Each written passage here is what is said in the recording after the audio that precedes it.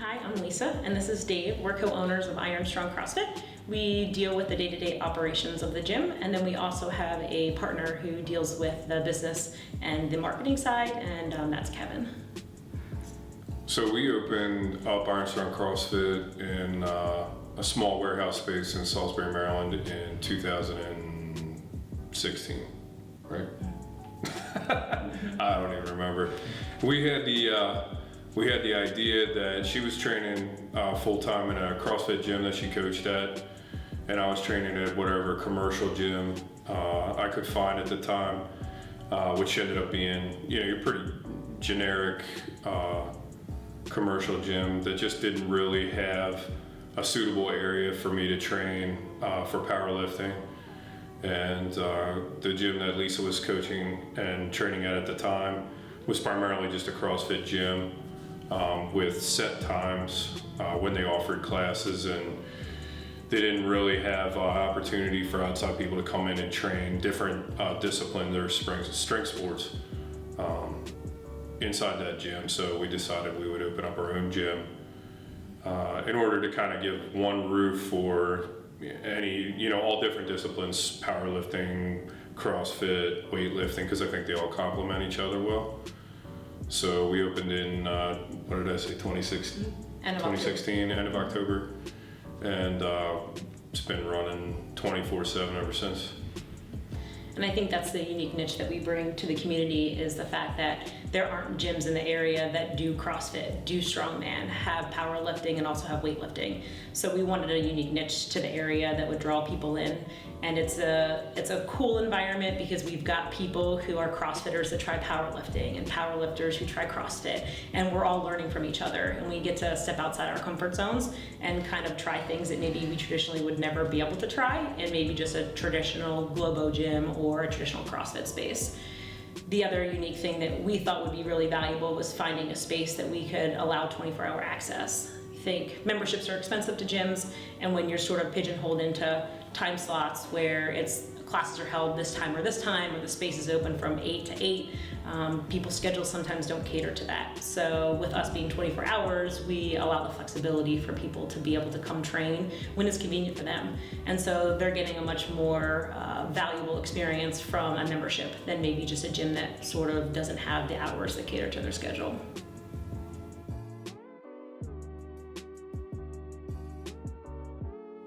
Our original space was nice because we weren't really sure exactly how many members we were going to acquire, and we thought that it would be good, like quantity or quality over quantity. Have a smaller space with good equipment and coachable size classes. So we wanted something that was sustainable for us, and it actually grew at a fairly rapid rate, more than I actually expected. And I truthfully thought it was going to be like 90% CrossFit people and then a few open gym members, but we actually had like a really good mix. And I think it was appealing because around here, there's no 24-hour CrossFit gym that I'm aware of. So for the amount of money that CrossFit gyms charge, it seems kind of crazy to me to tell you, hey, there's 1 hour windows a couple times a week for you to come in and train, and if you are 30 minutes late, sorry, you can't train. To me, that didn't make any sense. So what we decided was, I've been a full-time police officer since 2005. I've worked 12-hour shifts, I've worked 8-hour shifts, I've worked 10-hour shifts, night shift, day shift, I'm on call. So as somebody that's had a very sporadic and inconsistent schedule, you pay this money, you want some kind of value for what you spend. We'll have nurses coming from PRMC and they can't make the class, but the programming's up, they still get to train, use the equipment. There's always people in there training, and I think that's probably the best value. Everybody that's in there is really training for a purpose, which is nice because we have weightlifters and strongmen and powerlifters and CrossFitters. it was told to me one time that it didn't make any sense for someone that was a power lifter to train with a CrossFitter years ago, because we're not trying to make CrossFitters power lifters, which I totally get. But if you can make a CrossFitter better or increase their absolute strength in anything that's squatting, pressing, or pulling, there's no way that that doesn't carry over into CrossFit performance and just making a better product for the people that you're coaching. I mean, even as CrossFit's evolved over the years, now it's cool to train with strongmen and powerlifters, because Hathor's training with, what the heck's that girl's name? Amy Thorsetter. Yeah, but you got some of these top name CrossFit athletes, games athletes, training with some of the top strength athletes, some of the top weightlifters. You've had some weightlifters from the Olympics now competing in CrossFit, and they're just destroying everybody. So it really only makes sense, but it wasn't a popular thing for a period of time. I think when we opened, our priority was to make sure that we were setting an environment and a community that was really supportive and was encouraging of everyone's fitness goals, no matter what they were, whether it was for performance, for competing, or whether it was just for health and fitness, and just to be able to move better, lose a little bit of weight, maybe even get off some medications. And so we wanted to create a supportive environment that allowed people to reach whatever goals they wanted. And I think we've been able to do that. I feel like we've built a space that has allowed us to have people come, and they've built the community. And I think that's really cool that we've just kind of gave them the outlet, and they've kind of developed what we now consider ourselves as Iron Strong CrossFit. It is, I will say it is pretty cool to come in there at 4:30 in the afternoon and see a 200 and, he's probably gonna be mad when I guess his weight, but sorry Greg, like a 280 pound strongman deadlift 800 pounds and then go over and help a CrossFitter with something they're working on. And one of the strongmen and myself actually did the open workouts with the members this year, which was pretty interesting because he beat me. But so apparently strongmen have better conditioning than powerlifters, but it's kind of a cool environment. And it seems kind of funny to me that other places, other gyms are so resistant to having different disciplines of athletes, just for whatever reason, whether they think strongmen are going to make a mess, or commercial gyms are great for what they are, but we're like a little bit more geared towards training with a purpose. But it's neat to see the different purposes. Everybody's purpose is different. You got people that are in there trying to compete, people that are just in there to try to get healthier, and it's cool to see them all kind of work together.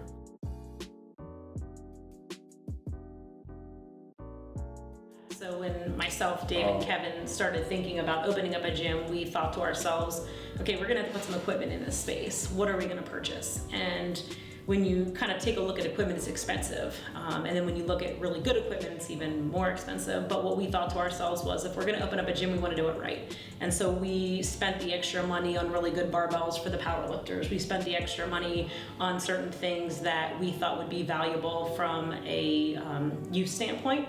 And so we put really good equipment in there. I think our gym on the Eastern Shore probably is one of the only gyms that actually has a monolift. We have a safety or a belt squat machine. So those types of things are things that we put in the space, knowing that they're really valuable, even though they cost a little bit more, in order for people to really get the most benefit they can from training. So that was, I think, a big piece of what the three of us wanted, was to make sure that we were providing good equipment and that people would be able to do what they wanted to with that equipment. When I think the three of us worked out really well, because like Kevin is dollars and cents, he's very good with numbers and money and things like that. And then Lisa and I have two totally different outlooks on what equipment is a priority. Mm-hmm. So when we started the business, we sat down with, okay, what's a projected amount of money that we want to invest into this gym, and then how do we maximize equipment based off of money? And there were certain things that we just weren't willing to compromise on, like when you're talking a power rack or a CrossFit rig or something like that, barbells. To me, the equipment that we purchased is drastically better than you know, if we had decided to spend half as much money or a third as much money on some of that equipment, we could have filled the space full of completely low budget equipment. But, you know, in the interest of trying to give quality over quantity of equipment, I think we were really good at how we structured it. We started off with a smaller space. We decided we would have a grand opening. So we had apparel that we had purchased. We had a table set up with all the apparel. We had our family members come down to help us, and we weren't really quite sure who was going to walk through the door. We didn't know really what to expect. We figured we're going to build it and see who comes. And I think we've been really fortunate to see the growth that we've had. So initially we started with a couple members. Actually, that first day we opened up, we had one member join, so we were kind of excited about that. And then from there, I think there's some word of mouth that spread that we were a good gym, we had good equipment, and we were knowledgeable as owners. And not only with our experience with just the sports ourselves, but also with our backgrounds, I think. And so fast forward 2 years later, maybe a little bit less than that, we saw the need where we were sort of running out of space. And so that was a really good problem to have, I think. It's challenging when you're going through that as an issue where it's like, okay, we need to get bigger, but what's that gonna do with the, you know, the dollars and the cents? And that's where Kevin came into play and said, yeah, we can do this. And so we were really excited to expand. It was something that we envisioned initially where we were renting a space that we could get bigger within instead of having to relocate. And so we were sort of chomping at the bit to try and get into a space that we could utilize better. And so now we've actually just moved from 1 bay to 2 full bays, and the amount of room we have now is great. And I think our growth is just going to continue, and we're really looking forward to the future to see who else's lives we can impact. Because I think we've done a really nice job of setting up an environment for people to come and achieve so much more than they physically thought that they could capably do. And I think a lot of times people are also kind of growing mentally too, being more confident in their skin, being more confident in themselves through just coming in and training at the space. So it's neat to have a small piece of that journey as they go through it. Actually, we were really fortunate throughout the whole process. Originally we were looking for a space and we were having some difficulty, and then a guy that I actually worked with at the city police department, his dad owned a warehouse space and was looking for somebody. He was going to renovate it and rent it, and we had approached him about it. Super nice guy. And as it would turn out, the rig that we decided to go with wasn't going to fit in the space because of the layout of some of the beams and things.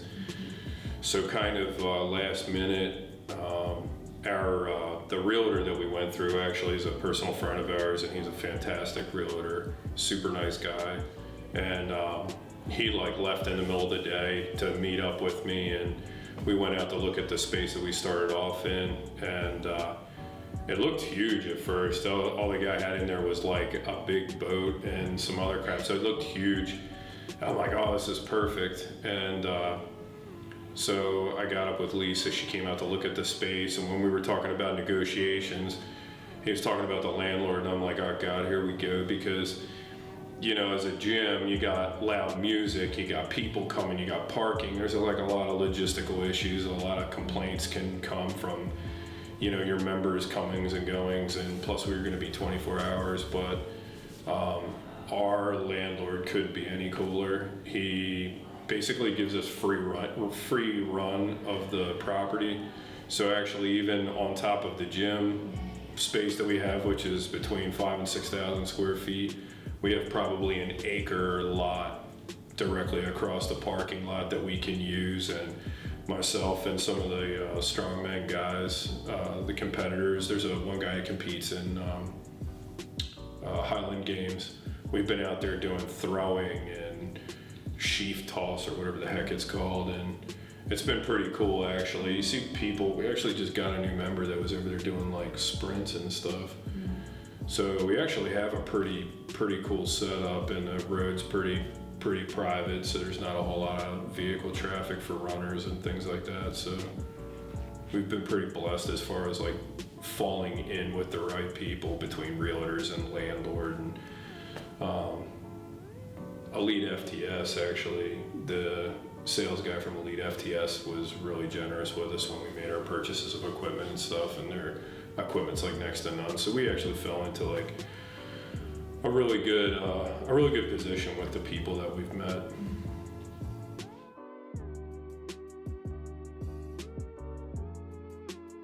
So when we opened, we wanted to make sure that the priorities that we had were the same priorities that our coaches would have, who are actually working day to day with our members.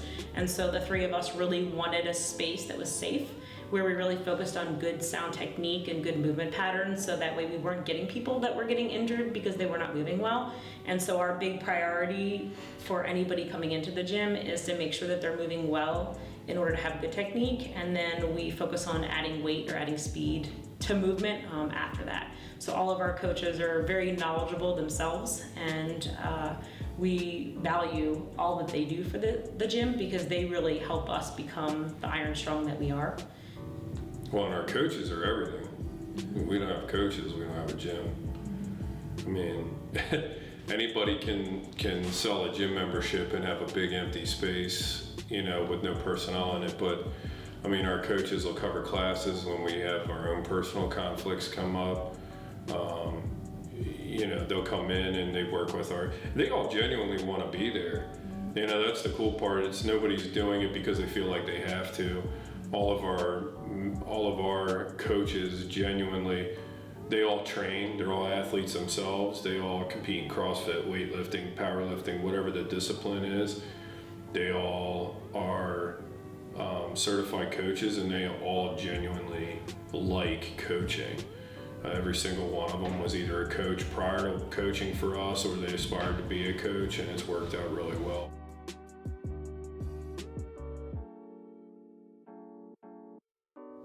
I think the three of us really want to try and give as much value as we can to our members. So we do hold seminars. So we try and kind of increase their knowledge base, whether it's a gymnastics seminar or whether it's a squatting seminar. So that way they're getting more value. And again, if they want to go compete somewhere as part of our weightlifting or barbell club, powerlifting, we're more than welcome to go and help coach them through that. And again, that's just really cool experience for them. It exposes them, and it kind of shows weaknesses and areas they need to improve upon. So we try and support our members in whatever endeavors they really want to pursue. And that again just helps them become better and help them reach their goals. We've done a deadlift seminar, a mobility seminar, a gymnastics seminar. We've done a lot of things, and I think it's important because, you know, owning a gym, or at least this type of gym, part of it is you can go anywhere and work out, you know, but you can't necessarily go someplace and get some individual attention or, you know, a unique perspective from somebody else's, either their educational background, their personal experiences, whether it be competing or, you know, with whatever it is that you're interested in. We have access to a lot of really good resources, and we've tried to, you know, the people that I would reach out to with questions for certain training things or mobility, there's a couple physical therapists that I rely on heavily, especially as I get closer to competing with nagging injuries and things like that. These are the people that we reach out to because they're a great resource for us, and then we in turn get them to come in and pass that knowledge on to, you know, our members, so they get the access to people that they might not normally get access to, which I think sets us aside from most of the gyms in the area, at least. I mean, I know some gyms that do things really well. I know some gyms that don't do things so well. I think we've tried to hit as many, you know, check as many boxes off as possible to try to, you know, give as much value to, you know, our members as possible. Try to put ourselves in the shoes of our members. So what do we think they're going to want? What did they think, you know, would be better for them to improve? I think we've all been in gyms that we've had a bad experience in. We've been in gyms that we've had good experiences in, and you take the stuff that you liked from each place that you've trained.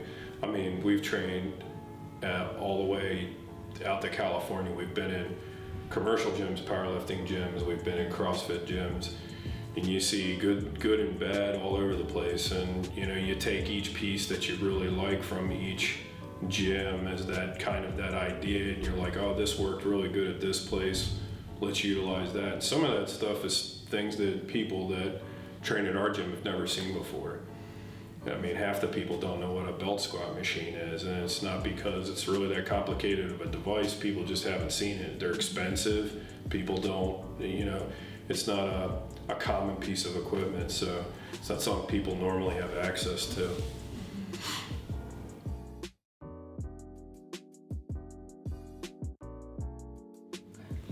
So the three of us like to also support the community, and so we've done a couple of different events that have supported nonprofit organizations. So one of the organizations that we did support was the Mr. Mo Project, which is senior dogs who have very high needs from a medical standpoint, whether it's surgeries, that could be life-threatening types of surgeries they need, medications and all that stuff. And one of our friends who's actually in the powerlifting arena, him and his wife have started that program, and so we like to support those types of nonprofits just because it gives back to the community, and I think it's for a really good cause.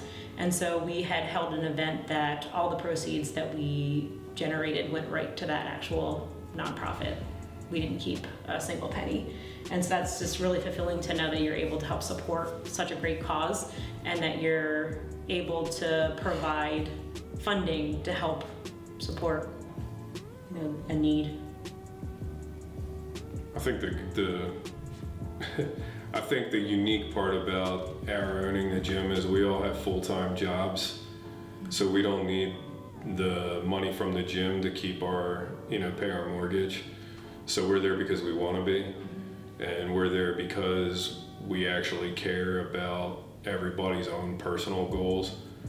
I don't think there's a single member in the gym that we don't know by name.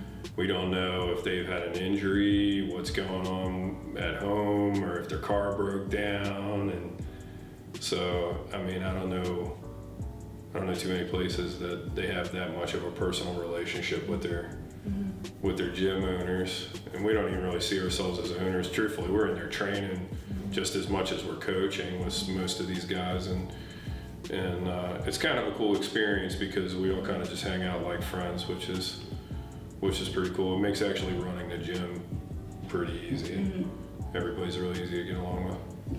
Yeah, I think we all, the three of us, have a personal passion for fitness, and I think that's why we wanted to open up the space, was to be able to just share that with people and to be able to have a space where they could become fitter. And it's neat to be able to develop relationships with people outside of just seeing them as a number. They're not to us. They're people that have goals and they have passions, and we're there to help support them through that. So all our members are really important to us, and we try and do the best we can to provide the most supportive environment for whatever they want to accomplish. So they're just not a name and a number. They're important to us. It all goes full circle because us supporting our members, people walking in the door and paying a gym membership is what keeps the lights on. If we didn't.